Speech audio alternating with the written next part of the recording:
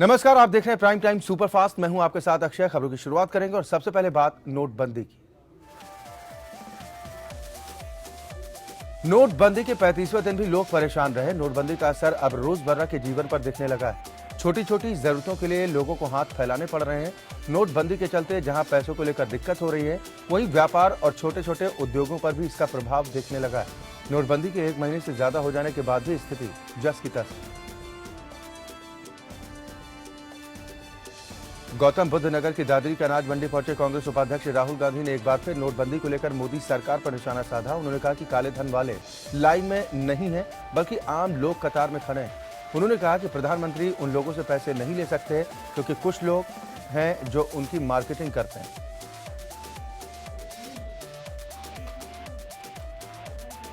नोटबंदी पर पूर्व वित्त मंत्री और कांग्रेस के वरिष्ठ नेता पी चिदम्बरम ने भी केंद्र सरकार पर हमला बोला है। पी चिदम्बरम ने नोटबंदी को आज तक का सबसे बड़ा घोटाला करार देते हुए कहा कि नोटबंदी सबसे बड़ा घोटाला है और इसकी जांच होनी चाहिए।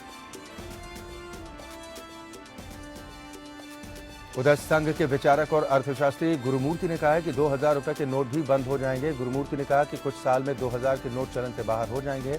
उनका दावा है कि 2000 के नोट सरकार ने इसलिए छापे ताकि नोटबंदी के बाद अर्थव्यवस्था में नोटों के गैप को जल्द से जल्द भरा जा सके।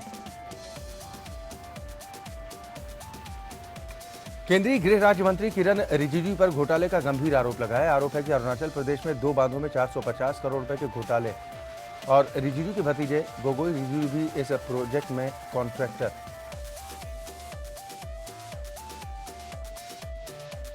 कांग्रेस ने 450 करोड़ रुपए के अरुणाचल बिजली परियोजना घोटाले में केंद्रीय मंत्री किरण रिजिजू के संलिप्त होने का आरोप लगाते हुए उनके इस्तीफे की मंगलवार को मांग की। पार्टी ने कहा कि पारदर्शिता लाने का प्रधानमंत्री का लंबा चौड़ा दावा धराशायी हो गया।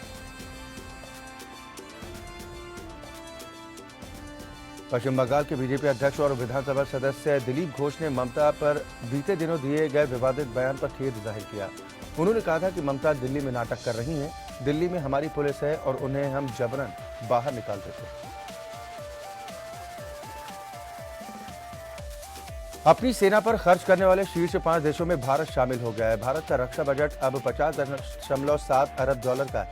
रक्षा पर खर्च करने के मामले में भारत ने सऊदी अरब और रूस को भी पीछे छोड़ दिया है।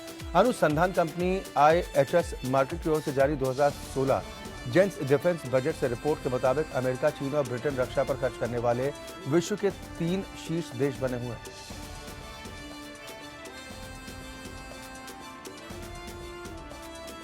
चुनाव आयोग की सिफारिशें अगर मोदी सरकार मान लेती है तो 2 सीटों से चुनाव लड़ना नेताओं के लिए सपना बन जाएगा। इस प्रावधान को खत्म करने की सिफारिश केंद्रीय चुनाव आयोग ने की।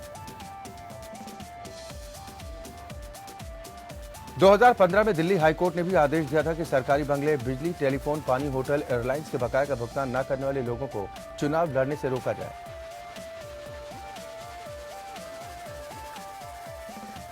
हैदराबाद ब्लास्ट केस में राष्ट्रीय जांच एजेंसी की विशेष अदालत ने यासीन भटकल समेत 5 आतंकियों को दोषी करार दिया है। मामले में IM के 5 आतंकियों यासीन भटकल, रियाज भटकल, असदुल्ला अख्तर, तहसीन अख्तर रहमान और एजाज शेख पर केस दर्ज किया गया था।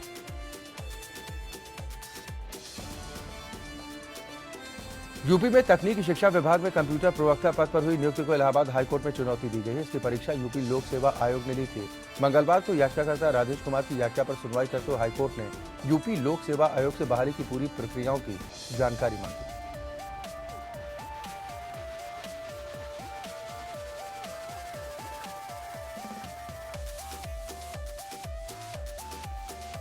इंटरव्यू लिस्ट में था, लेकिन जब सिलेक्शन की लिस्ट आई तब उनका नाम सीरियल नंबर 21 पे था।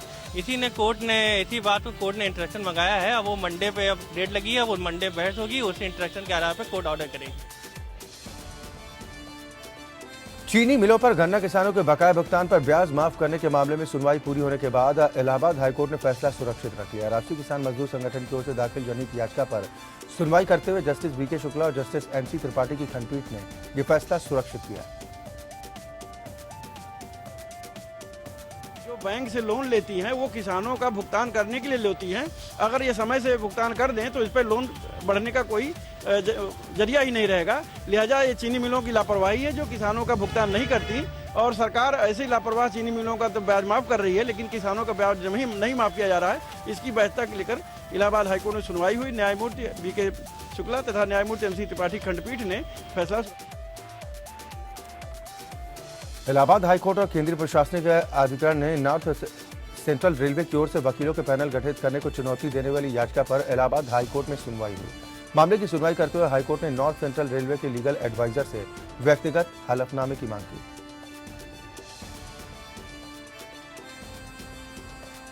इलाहाबाद हाईकोर्ट की लखनऊ बेंच ने मुख्यमंत्री अखिलेश यादव के कैबिनेट में शामिल मंत्री राजा भैया को नोटिस जारी किया है। लखनऊ बेंच ने विनोद मिश्रा की याचिका पर यह नोटिस जारी किया।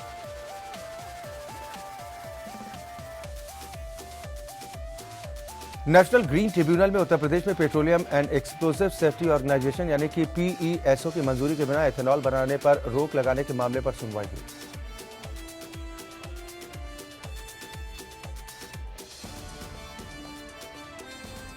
अखिलेश सरकार ने यूपी के सरकारी कर्मियों को 7वें वेतन आयोग का बड़ा तोहफा दिया है। उत्तर प्रदेश कैबिनेट ने 7वें वेतन आयोग की सिफारिशों को मंगलवार को मंजूरी दे दी। इसके लागू होने के साथ ही सरकारी कर्मचारियों की सैलरी में 15 से 20% की बढ़ोतरी होने की संभावना है।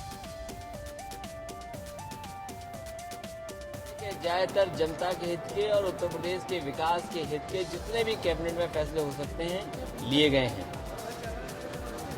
इसका मतलब ये नहीं है कि अभी कैबिनेट और भी होगी, तो जो जरूरी काम है वो अगली कैबिनेट में भी लेकर के उनको जनता को और प्रदेश के हित में फैसले लिए जाएंगे। वेतन वाला मामला इस कैबिनेट में आया है। कई नगर पंचायत नगरीय क्षेत्रों में क्षेत्र को जोड़ने का, क्षेत्र को बढ़ाने के भी फैसले थे। बिजली विभाग के कई महत्वपूर्ण फैसले लिए गए। आने वाले समय में डिमांड भी बढ़ेगी, उत्पादन भी हो, उस दिशा में भी कैबिनेट ने फैसले लिए हैं। सूबे के मुख्यमंत्री अखिलेश यादव ने नोटबंदी को लेकर प्रधानमंत्री मोदी पर तंज कसते हुए कहा कि जो लोग 50 दिन गिनते थे, सुना है कि वो और 50 दिन गिन रहे हैं।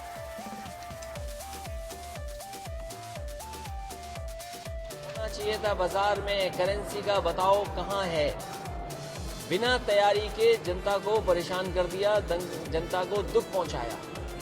जो लाइनें खत्म होने का दावा दिया जा रहा था कि लाइनें खत्म हो जाएंगी, मैं जब भी लखनऊ में निकलता हूं कहीं लाइनें लगी मिलती हैं, खड़े हैं लोग। इस सर्दी में भी, कोहरे में भी लाइन में खड़े हैं लोग। अभी भी इंतजार कर रहे हैं, शायद पैसा उनके पास पहुंच जाएगा। गांव में अभी जिस मात्रा में होना चाहिए नहीं पहुंचा है। किसानों की तकलीफ कम नहीं हुई है। अखिलेश यादव ने दावा किया कि यूपी में अगली सरकार समाजवादी पार्टी की ही बनेगी और सपा की सरकार आने पर विकास काम तेजी से होंगे। उत्तर प्रदेश का चुनाव ऐतिहासिक चुनाव होगा। समाजवादी सरकार ने लगातार काम कर करके जनता के हितों में फैसले लिए हैं। एक एक योजना के बारे में हम कह सकते हैं जनता को लाभ पहुंचा होगा। उधर बीएसपी ने अखिलेश कैबिनेट के फैसलों पर निशाना साधा है। बीएसपी नेता सुधींद्र भदौरिया ने कहा कि सपा सरकार जो भी योजनाएं चला रही है वो सभी चुनावी वादे। यूपी में किसान खुदकुशी करने को मजबूर। फैसले केवल इसलिए किए जा रहे हैं क्योंकि ये पॉलिटिकल गिमिक है। ये लोगों को बुद्धू बनाने की एक कोशिश है। असल में उत्तर प्रदेश के अंदर आर्थिक तौर पर जनता परेशान है। किसान आत्महत्याएं कर रहे हैं, बेरोजगारी बेइंतहा बढ़ गई है और जो लोग काम भी कर रहे हैं उन्हें तरह तरह की नोटबंदी से लेके अन्य परेशानियां हैं। इस तरह के फैसले से वो सोच रहे हैं कि उत्तर प्रदेश की जनता को गुमराह करने की कोशिश करेंगे। वो गलतफहमी में है। उनकी पहचान केवल दो ही है, गुंडावाद और दंगावाद से। अखिलेश कैबिनेट के फैसले पर विपक्ष हमलावर हो गया। बीएसपी के साथ बीजेपी भी अखिलेश सरकार पर हमला कर रही है। बीजेपी नेता श्रीकांत शर्मा ने अखिलेश के फैसले को चुनावी तोहफा बताया।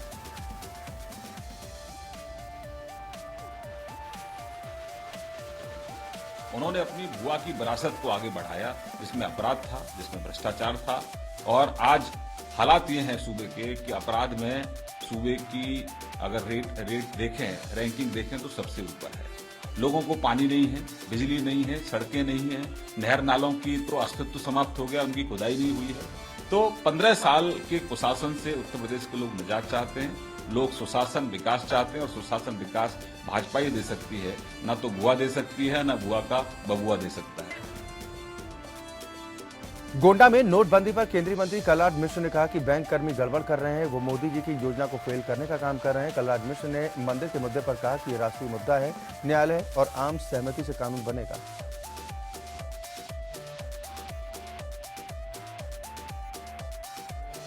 ऋषिकेश के चीला में बिजली बनाने वाली टरबाइन मशीन का उद्घाटन किया गया। इस मशीन से 100 मेगावाट बिजली उत्पन्न हो सकती है। मुख्यमंत्री हरीश रावत ने मशीन के उद्घाटन पर कहा कि बहुत खुशी की बात है कि बिना गंगा को दूषित किए इस मशीन से बिजली उत्पन्न की जा सकेगी। 100 मेगावाट से ज्यादा बिजली मिल जाएगी। आप अंदाज लगाइए कि उत्तराखंड के लिए बिना एक आदमी को विस्थापित किए, बिना कोई पर्यावरण संबंधी समस्या पैदा किए, और यदि 100 मेगावाट से ऊपर स्वच्छ बिजली मिल जाती है तो ये राज्य के लिए बहुत बड़ी बात है। बागेश्वर दौरे पर आए कांग्रेस के प्रदेश अध्यक्ष किशोर उपाध्याय ने मोदी सरकार पर जमकर हमला बोला। किशोर उपाध्याय ने बीजेपी की परिवर्तन रैली पर निशाना साधा। मोदी जी सत्ता में आए, कहां से विकास होगा? मैं तो धन्यवाद देता हूं हरीश रावत जी को और उनके मंत्रिमंडल के सभी सदस्यों को कि जिस तरह से हमारा विशेष राज्य का दर्जा खत्म किया, 3300 करोड़ रुपए का नुकसान आज हमको हो गया है। जहां इतनी बड़ी आपदा आई 2013 में, इस प्रदेश को खड़ा करने का काम किया है। 2017 के विधानसभा चुनाव नजदीक है। ऐसे में होने वाले चुनाव की गाइडलाइंस को बारीकियों से समझाने के लिए निर्वाचन आयोग की सदस्य पौड़ी के जिला पंचायत सभागार पहुंची। प्रोग्राम है, जितने भी जिले के अधिकारी हैं उन लोगों को बहुत सारे प्रशिक्षण देने होते हैं, तो आयोग ये चाहता है कि हमारे अधिकारी जो है प्रशिक्षण में पारंगत हो जाएं, बहुत अच्छे से वो प्रशिक्षण दे पाएं। तो उसी चीज़ का प्रशिक्षण चल रहा है ताकि ये लोग और अच्छे से प्रशिक्षण दे पाएं, ताकि आयोग के जितने भी प्रशिक्षण प्रोग्राम हो वो बहुत अच्छे से हों, लोग आसानी से चीज़ों को समझ के। उत्तराखंड की हरीश रावत सरकार विकास की गंगा बहाने का दावा करती है, जबकि अल्मोड़ा विधानसभा के भैंसिया थाना विकास खंड के हजारों निवासी एक आदर्श सड़क को मोहताज हो चुके हैं। बड़ी दिक्कत है कि जैसे कि मेरा पैर आप देख रहे हो, 2 महीने से पैर फ्रैक्चर पड़ा है, कहीं यहाँ से कोई साधन है नहीं, जा नहीं पा रहे। घर में हमारे माँ बहन है, इधर उधर जा नहीं सकती है, गर्भवती महिलाएं है, जाने की बड़ी दिक्कत है। हमारा मेन समस्या है रोड। नोटबंदी को 1 महीने से ज्यादा का वक्त हो चला है, लेकिन लोगों की परेशानी जस की तस बनी है। लाल कुआं के लोग भी नोटबंदी की वजह से खासे परेशान।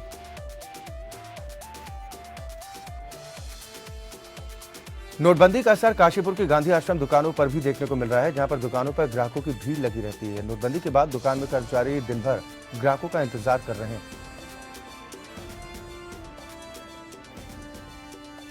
रामनगर पुलिस ने चेकिंग के दौरान अवैध शराब का जखीरा बरामद किया है। पुलिस ने मुखबिर की सूचना पर कार्रवाई करते हुए 50 पेटी अवैध शराब बरामद की।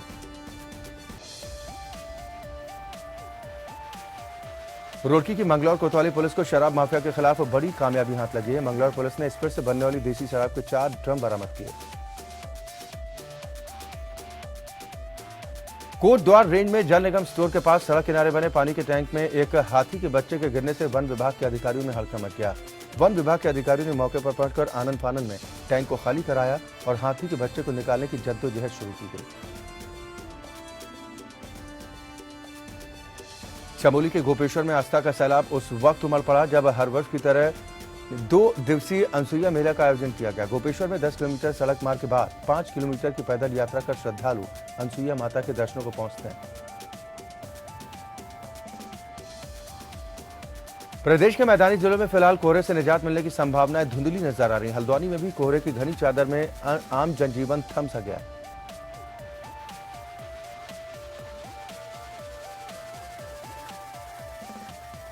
झारखंड को कैशलेस स्टेट बनाने के लिए डिजिटल कैशलेस पेमेंट की दिशा में सरकार के प्रयासों की नीति आयोग ने सराहना की है। नीति आयोग के सीईओ अमिताभ कांत ने रांची में सभी विभागों के प्रधान सचिवों के साथ कैशलेस अभियान की समीक्षा के लिए मुलाकात की। झारखंड मुक्ति मोर्चा के कार्यकारी अध्यक्ष और झारखंड के नेता प्रतिपक्ष ने सरकार की समर्पण नीति पर सवाल उठाए।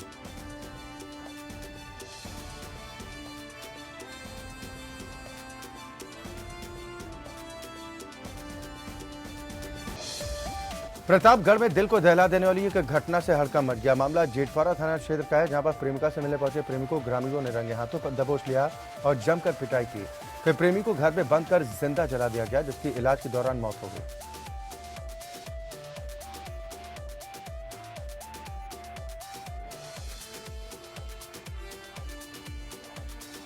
तूफान वर्दा की तबाही मचाने के बावजूद भारत और इंग्लैंड के बीच पांचवा और अंतिम टेस्ट चेपक में 16 दिसंबर को अपने निर्धारित समय पर ही शुरू होगा। तमिलनाडु क्रिकेट संघ ने कहा कि मुख्य पिच और आउटफील्ड पर तूफान का असर नहीं पड़ा है, लेकिन साइड स्क्रीन को काफी नुकसान पहुंचा है।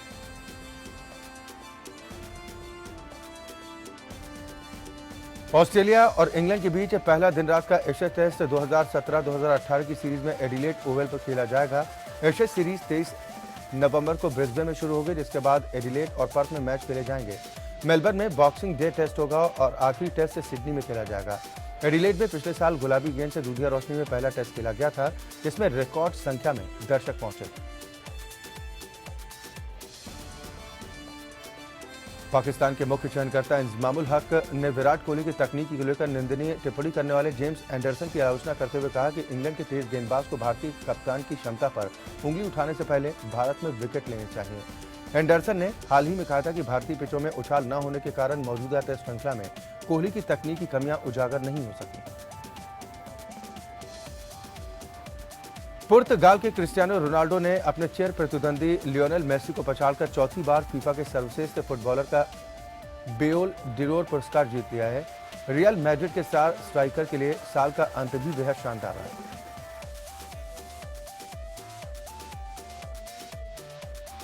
कोहली की चोट से परेशान साउथ अफ्रीका के धाकड़ बल्लेबाज एबी डिविलियर्स ने अपनी चोट के चलते साउथ अफ्रीका की टेस्ट कप्तानी छोड़ दी। एबी डिविलियर्स ने श्रीलंका के खिलाफ होने वाली सीरीज से पहले कप्तानी छोड़ने का फैसला किया। अब ऑस्ट्रेलिया दौरे पर साउथ अफ्रीका को टेस्ट सीरीज जिताने वाले फॉफ डू प्लेसिस साउथ अफ्रीका के टेस्ट कप्तान होंगे।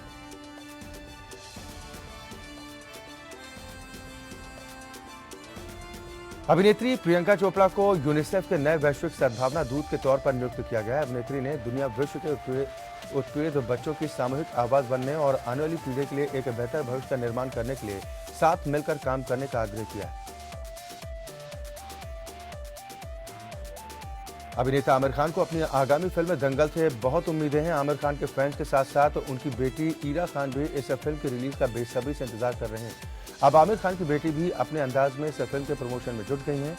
ईरा ने फिल्म दंगल का गाना बापू तू सेहत के लिए हानिकारक है के टाइटल की टी-शर्ट पहनकर अपने दोस्तों के साथ खूब प्रमोशन करती दिख रही।